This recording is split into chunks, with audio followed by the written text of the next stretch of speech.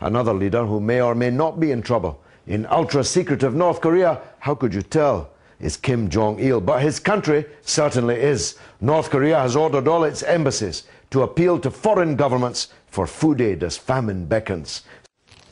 It's been an exceptionally good harvest, but not enough to meet the growing demand for rice. The basis of the Bangladeshi diet, rice has become far too expensive. The price for a kilo has almost doubled in the last year, beyond the reach of most families.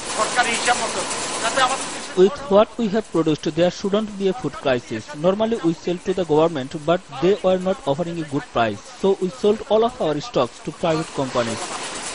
Rice producers and private retailers are accused of hoarding supplies. As a result, the authorities are having to import the commodity to ensure the country's food security. The price on the international market has shot up. Most rice-producing countries have been hard hit by natural disasters. They're unable to supply the quantities necessary for the country's growing population. So the government is importing more than 600,000 tons of rice that it's keeping here in storage. This rice comes from neighboring countries such as Cambodia, Vietnam, and Thailand. And despite having such a large quantity in storage, the government is struggling to meet the demand for rice. Families are stocking up as the price continues to rise beyond their means. Panic buying is driving the prices up even further. According to the World Food Programme, people here spend more than 60% of their income on food. The government is distributing subsidized rice, and queues are getting longer by the day. In order to grow rice, our government is seriously thinking if we can take lease some land in Cambodia, in some African countries. Bangladesh is already the biggest buyer of rice in South Asia. In its desperate attempts to meet the demand of its people, the country may well be pushing up the price of rice on the international market. Nicholas Hawk, Al Jazeera, Rangpur, Bangladesh. Elia Mejia struggles every day to make sure her family of 7 is well fed, but her husband is unemployed, so lately they've started eating more beans and less meat. One item, the corn tortilla, is always on her table. Elia is among tens of millions of the poorest Mexicans who live on less than $10 a day. Her family's daily nutritional intake depends heavily on the corn tortilla. But prices for that key food item rose 45% in 2010. And in the first months of this year, the price has kept climbing. We limit ourselves and eat fewer tortillas because we hardly have enough to pay for 2.5 kilos. Before, we used to buy up to 6 kilos a day. Mexican corn tortillas are made from white corn, which is brought to thousands of mills like this one around the country. The grains are ground up and mixed with water and other ingredients, then made into dough. Machines like this one crank out hundreds of kilos of corn tortillas every day.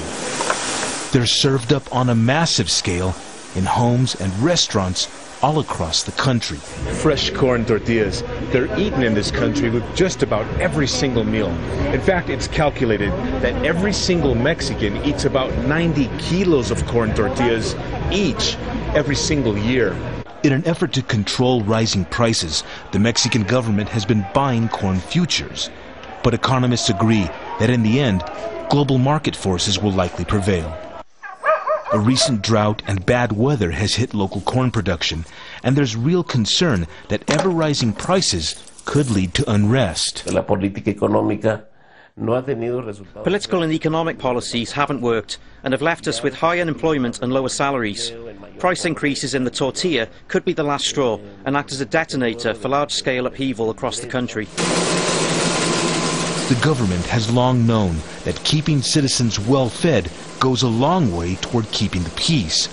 So policymakers will continue working daily to make sure that this basic food item remains widely available. Frank Contreras, Al Jazeera, Mexico City. The prices of fruits and vegetables in Venezuela are among the fastest rising in the world, according to private economists here.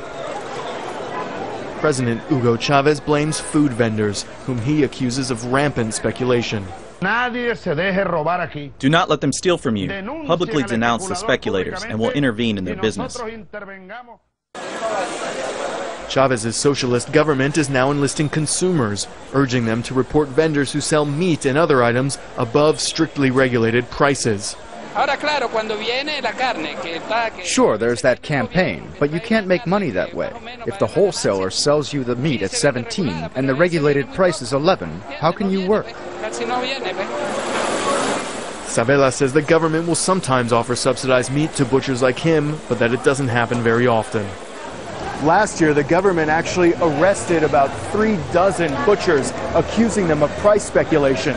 They were eventually released with no charges against them, leading many people to believe it was simply an act of intimidation. The anti-price gouging campaign complements a long-standing pillar of Chavez's food policies, the vast network of state-subsidized markets known as mercals. Nearly every town and neighborhood has one. They only sell food produced in Venezuela and at discounted prices.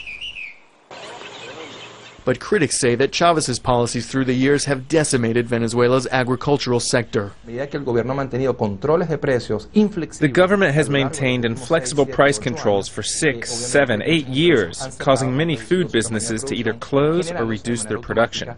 That's caused supply to shrink, because the sale price can't cover costs, and that is fueling inflation. Even Chavez recognizes the lack of supply. In December, the government began expropriating dozens of plantations and cattle ranches, which, officials say, will be made more productive under state control. Craig Morrow, Al Jazeera, Caracas.